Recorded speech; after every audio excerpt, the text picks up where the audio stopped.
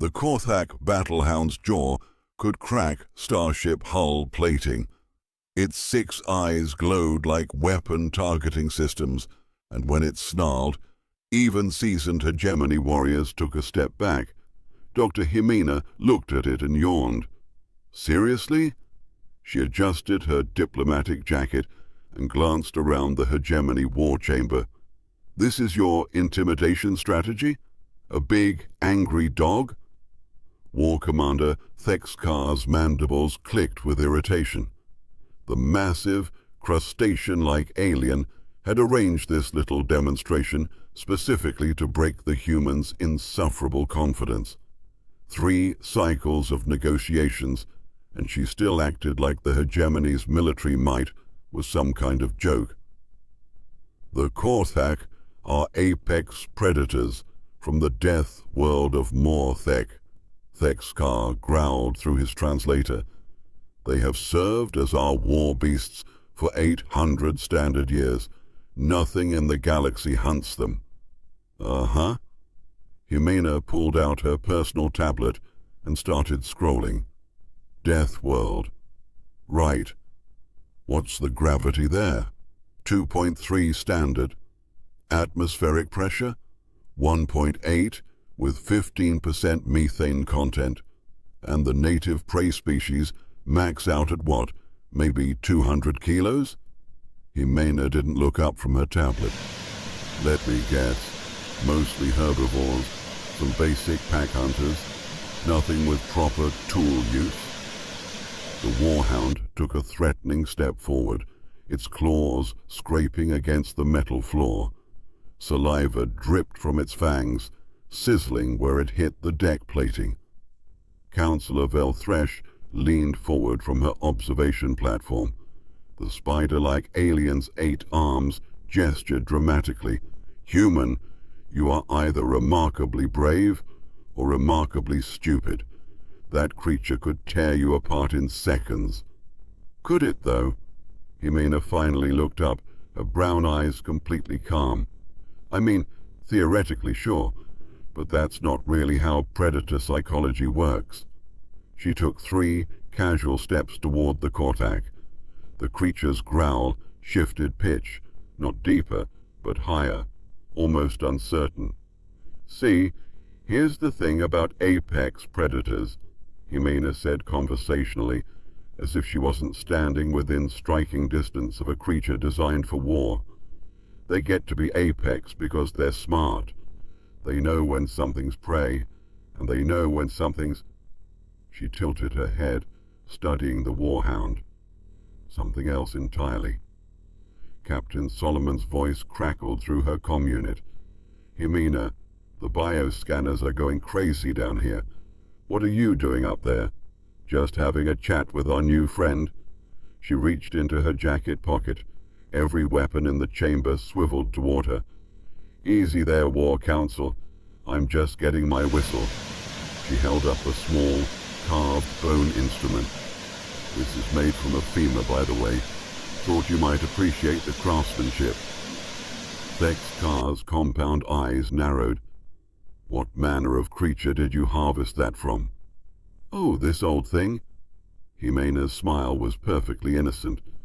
Just something from back home, nothing special. She brought the whistle to her lips. The first note was low, barely audible, more felt than heard.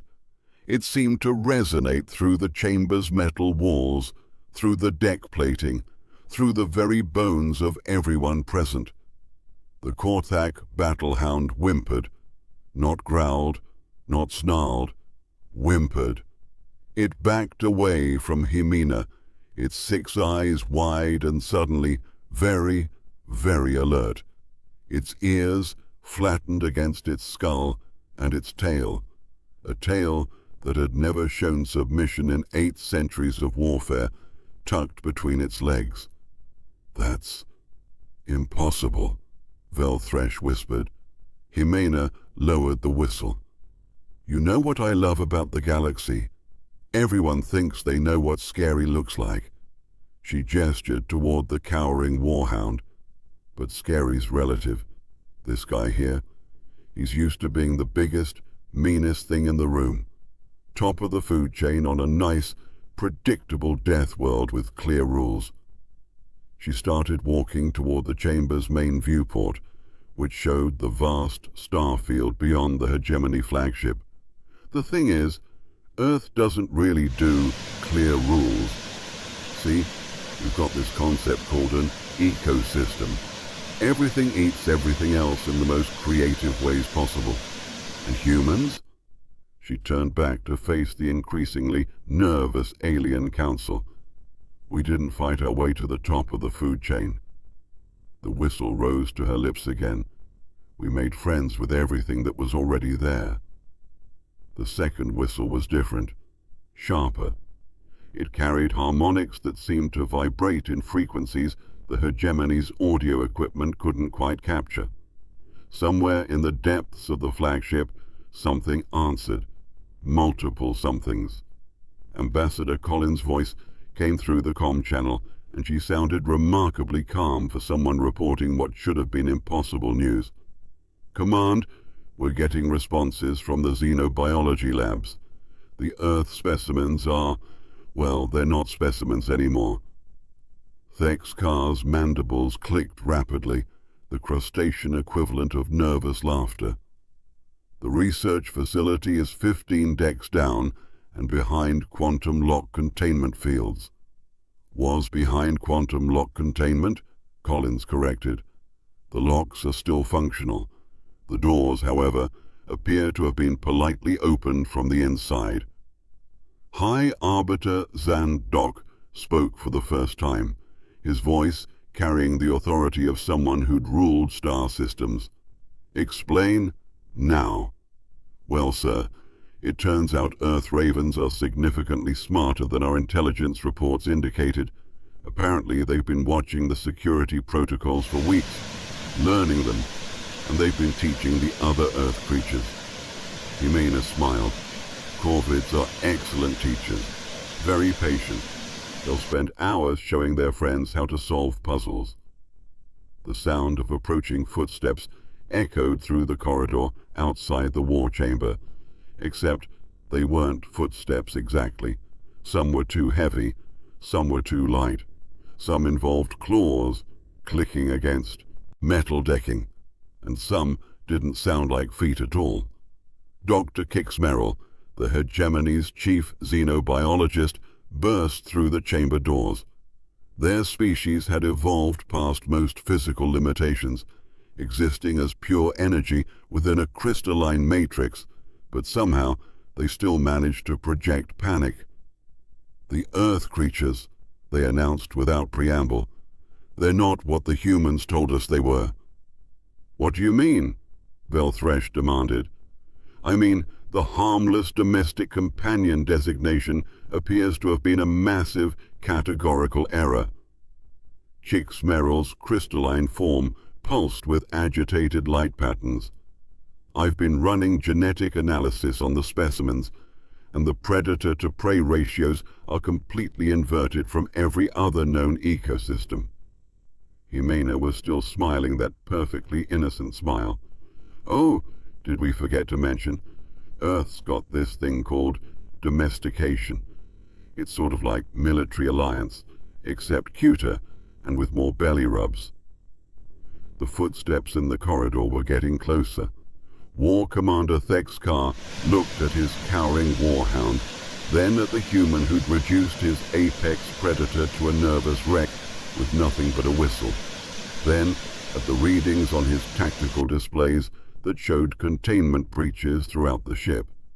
Human, he said slowly. What exactly is coming down that corridor? Jimena checked her chronometer. Well, it's been about 30 minutes since I whistled, so I'd say we're probably looking at the advanced scouts.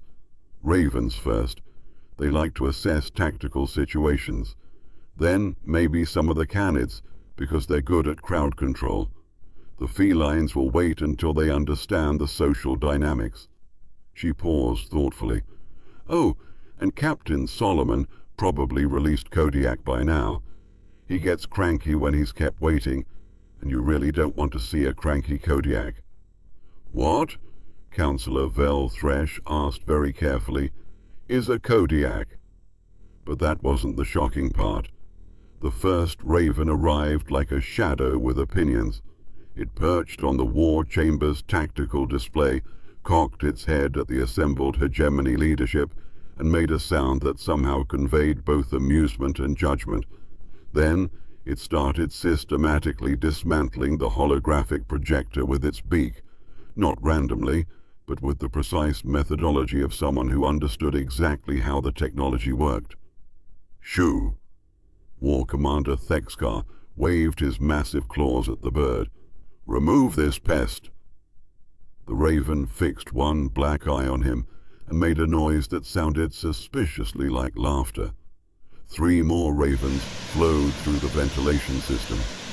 Dr. Kixmerrill's crystalline matrix flickered with increasing agitation. "Commander, I'm receiving reports from xenobiology departments across the entire hegemony fleet. The databases are crashing." "What do you mean, crashing?"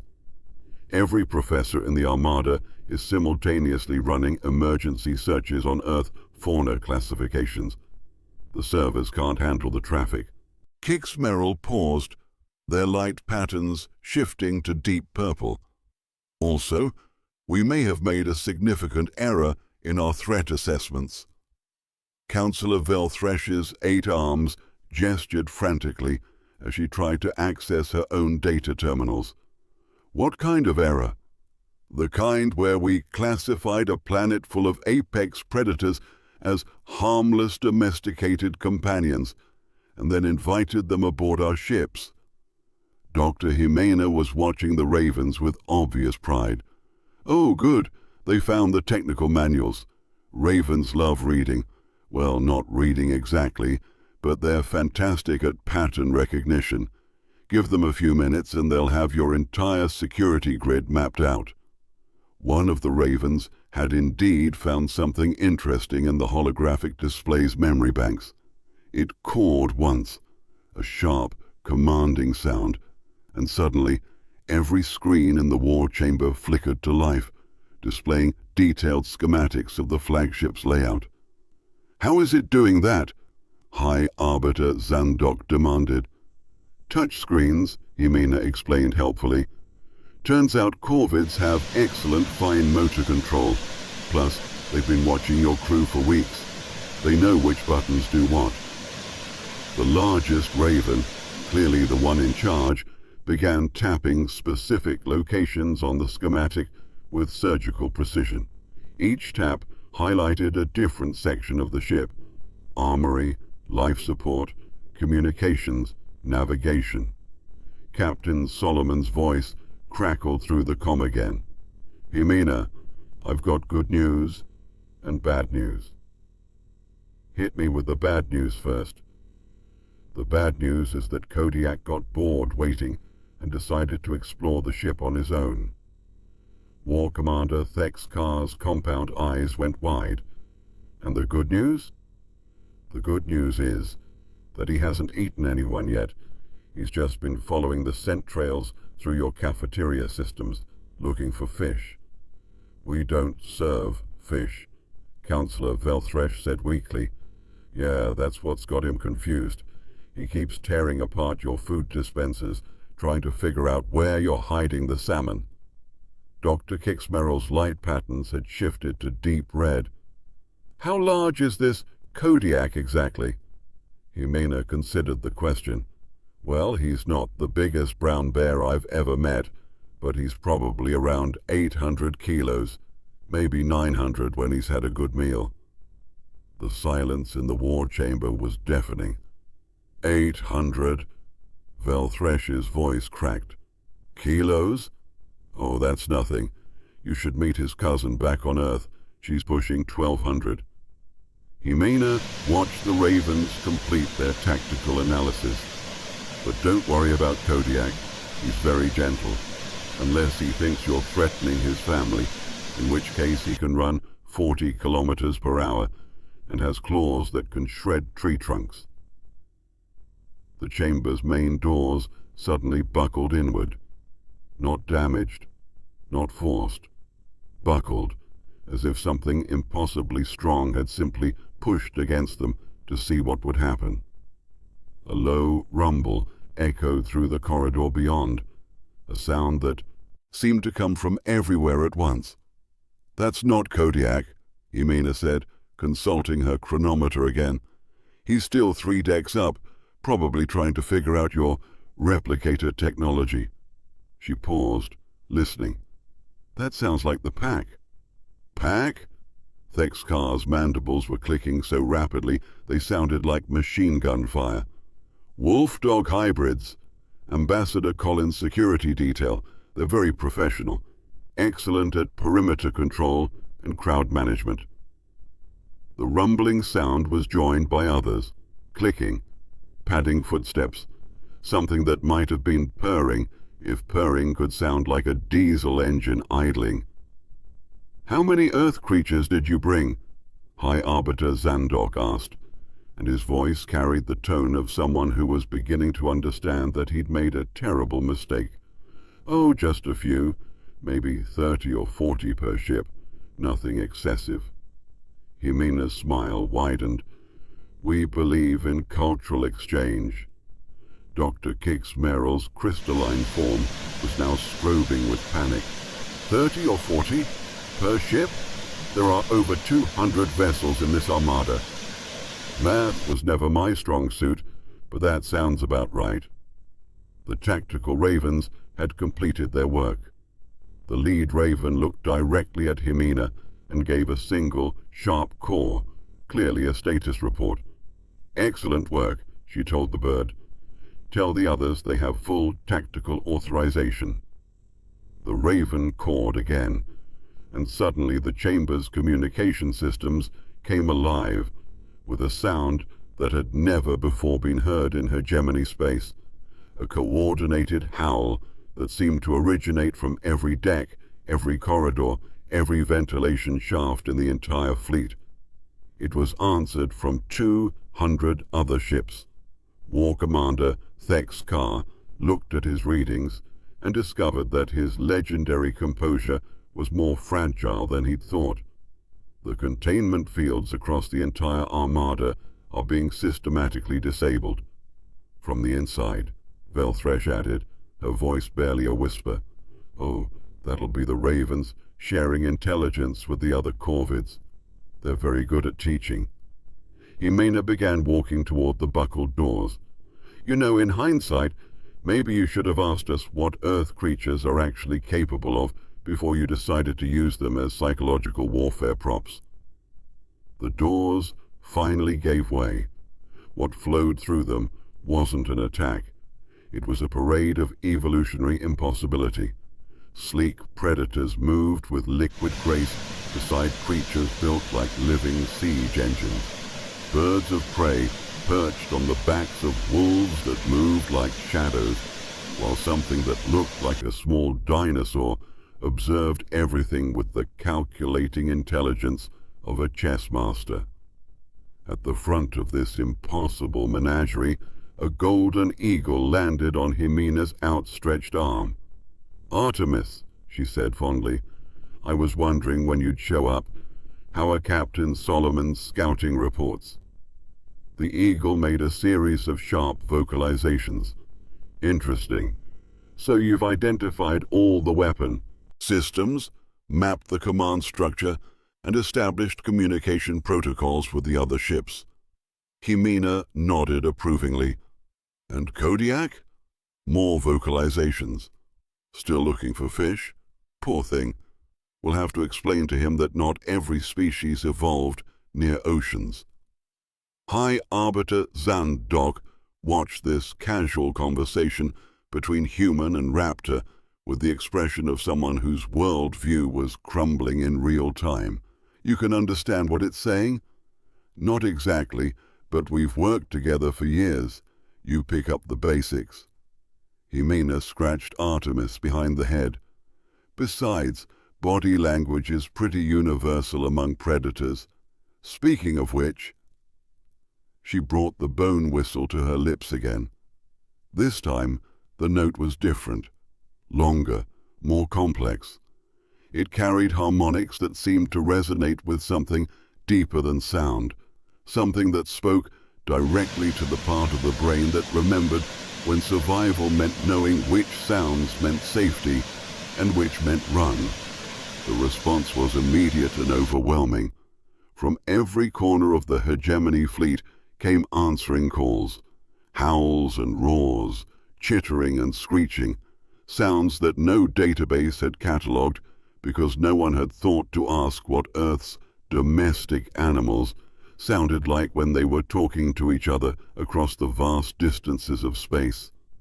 War Commander Thexkar stared at his tactical displays as they lit up with biological signatures throughout his entire armada. "What have you done?" "Me? I just said hello." Jimena's smile was perfectly innocent. "The thing is, you've been thinking about this all wrong. You see Earth creatures as specimens, as curiosities, as potential weapons." She gestured to the assembled predators that now filled the war chamber, each one alert and clearly taking orders from the humans present. "But we don't see them that way at all. To us,